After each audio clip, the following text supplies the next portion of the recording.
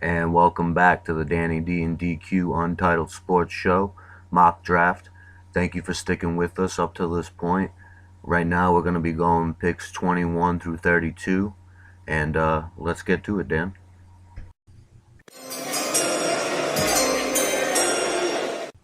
With the 21st pick in the NFL draft, the Cincinnati Bengals select Isaiah Wynn, that's a guard from the University of Georgia, the Bulldogs.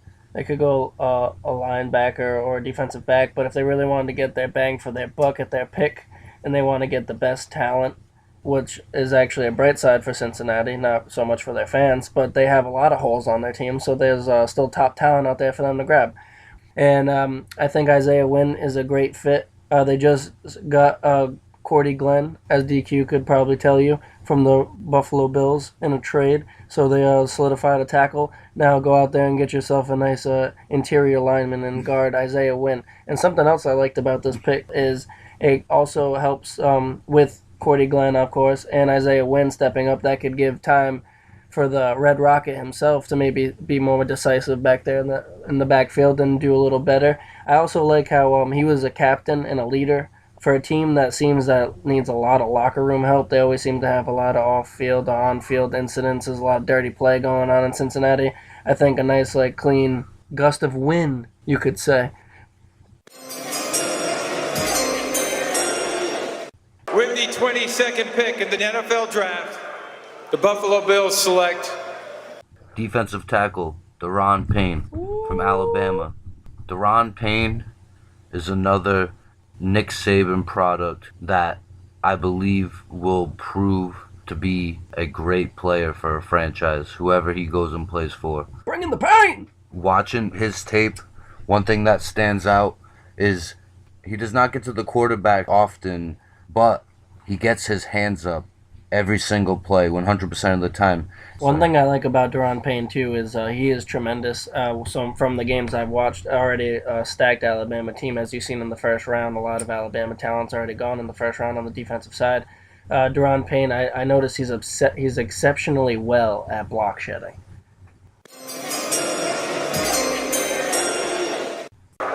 with the 23rd pick in the NFL draft, the New England Patriots select Offensive tackle Colton Miller from UCLA. He was protecting the blind side for one of the top quarterbacks in this draft, Josh Rosen, last season.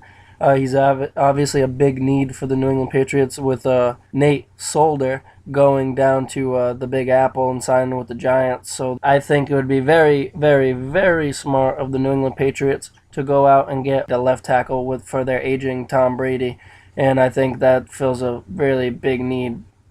Personally, I think Colton Miller won't be able to fill Nate Solder's shoes, but that seems to be New England's problem. with the 24th pick in the NFL draft, the Carolina Panthers select Harold Landry, edge rusher out of Boston College. I think he'd be a perfect fit for the Carolina Panthers, seeing as Julius Peppers did re-sign one more year with his original team that drafted him how many years ago, Dan? Going about 17 or something like that. They're going to need to replace him after this next season, and why not get someone in there who had 16 and a half sacks in 2016, probably could have been a top 20, top 15 pick in the 2017 draft last year after the 2016 campaign that he had. But his 2017 campaign, he was dealing with an injury that kind of kept him from reaching his peak performance that he could have had. But some people even see him being better than the likes of Arden Key or Sam Hubbard coming out of Ohio State. He had a great combine performance, and his interviews with NFL Network and ESPN showed that this kid is mentally prepared to enter the NFL and be a pretty big game changer. with the 25th pick in the NFL draft, the Tennessee Titans select Billy Price, center guard from Ohio State, the Ohio State. Helps get a little more protection for Marcus Mariota down there in the AFC South. going up against the likes of Saxonville down there in Florida twice a year, so you could need some help down there. And the interior lineman, I like the versatile from Mr. Price here because he can play center, and not only center, he can also play guard. So I think with that addition to the Titans, they should be a top caliber team. So it would be a good, worthy pick, a good place for Billy Price to fall in the first round. Billy Price is really good with the footwork. He has amazing speed for an interior lineman, and he can pull very well. That's why he could play center or guard. That's a good luxury to have down in Tennessee. And he could easily be a starter in either or position for Tennessee, so that's why it's a good, solid, safe pick. Make this With pick. the 26th pick in the NFL Draft, the Atlanta Falcons select Defensive tackle Taven Bryan out of Florida. As everybody knows, Dan Quinn loves defense. He loves speed and he loves physicality. And guess what? Taven Bryan brings both. Being compared to the likes of J.J. Watt, there's definitely a big upside to Taven Bryan's potential in the NFL. Honestly, I think this is a perfect fit on that defensive front, alongside Grady Jarrett, Takaris McKinley, Vic Beasley, and everybody else in that fast, young Atlanta defense. Why not add even more strength? with the 27th pick in the NFL Draft, the New Orleans Saints select Christian Kirk, wide receiver out of Texas A&M.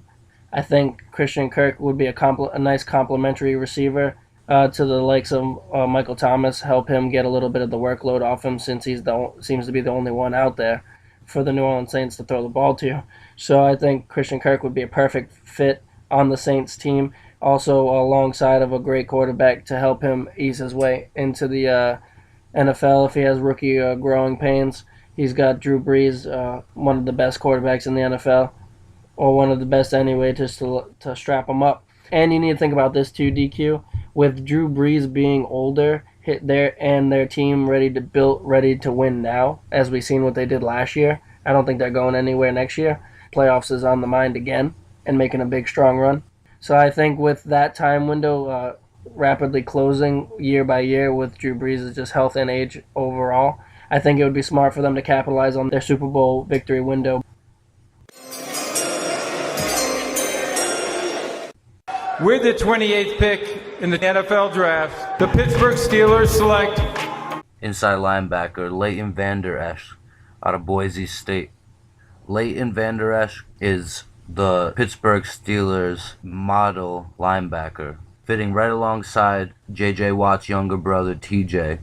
I think that Leighton Vander Esch could do either really well or really poorly in the NFL. Watching some of his game tape, he has a lot of upside, but he's very sloppy with his game.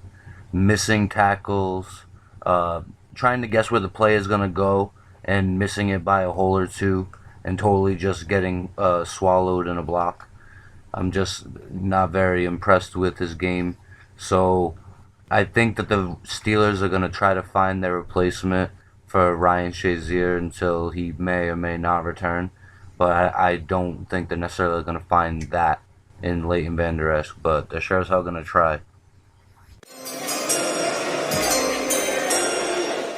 with the 29th pick in the NFL Draft, the Jacksonville Jaguars select Tight end Dallas Goedert from South Dakota State. Now, it's funny because me and DQ both agreed with this pick, and I think it's a good pick for Jacksonville. I wouldn't take a receiver at this slot, even though they desperately could use one. I think the two receivers that I thought had number one grades on them are already off the board. So I think Dallas Goedert and the number one tight end is off the board. But Dallas Goedert has the potential to be a really good tight end. He was like you said, DQ. He was the number one tight end before scouting combines and pro days.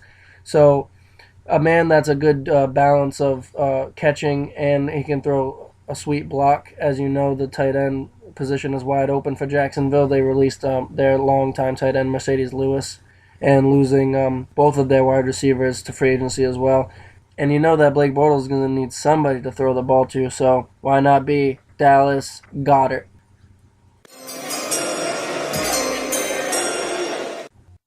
the 30th pick in the NFL Draft, the Minnesota Vikings select Connor Williams, offensive tackle, University of Texas.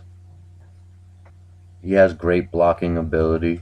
Some are considering his blocking techniques to be the best amongst the offensive tackles in the 2018 NFL Draft. Shortly after Super Bowl 52, he was high up on people's draft boards. I saw him going as high as pick 11, pick 12 when it was with the Cincinnati Bengals pick. His stock has fallen lately, but I think that has more to do with the performance of the other offensive tackles at the combine versus his lack of performance.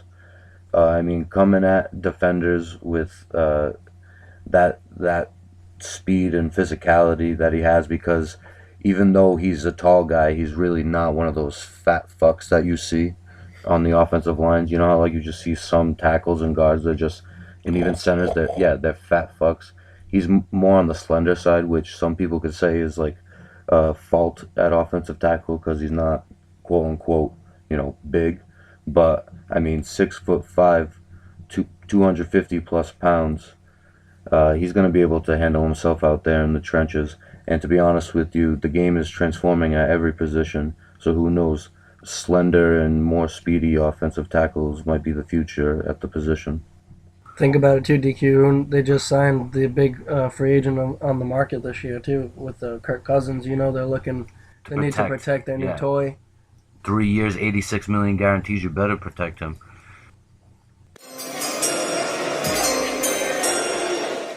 with the 31st pick in the NFL Draft, the New England Patriots select Joshua Jackson, cornerback, Iowa.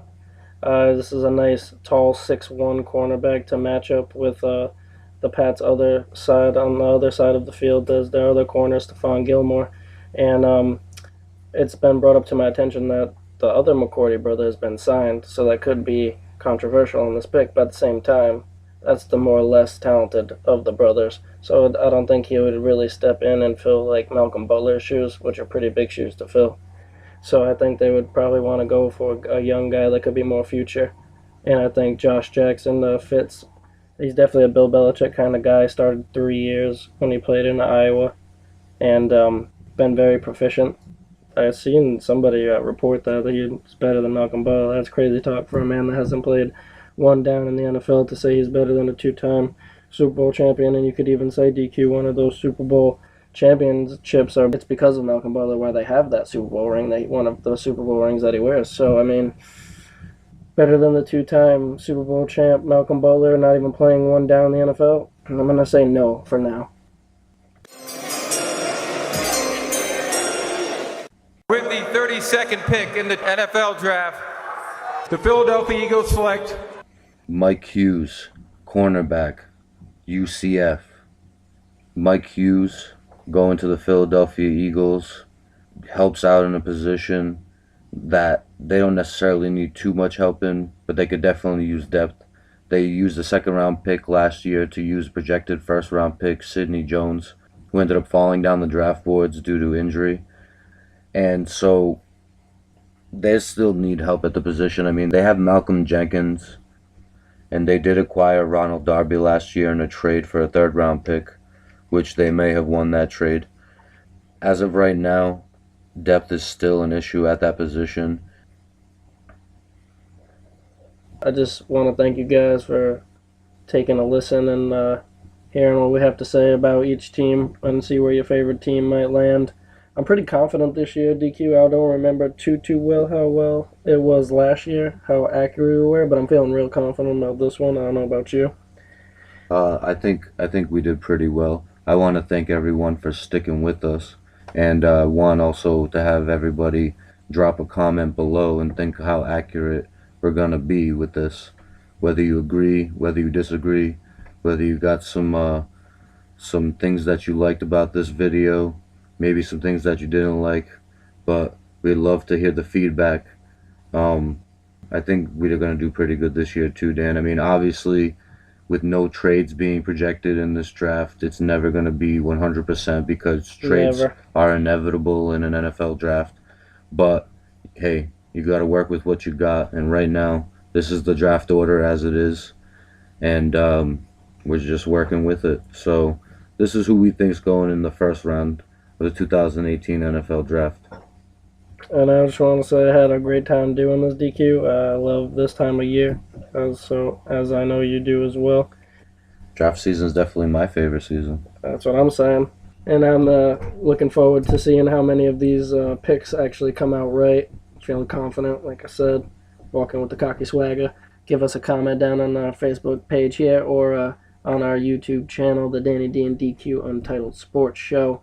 You can catch us on Facebook, YouTube, and that's about the end right there.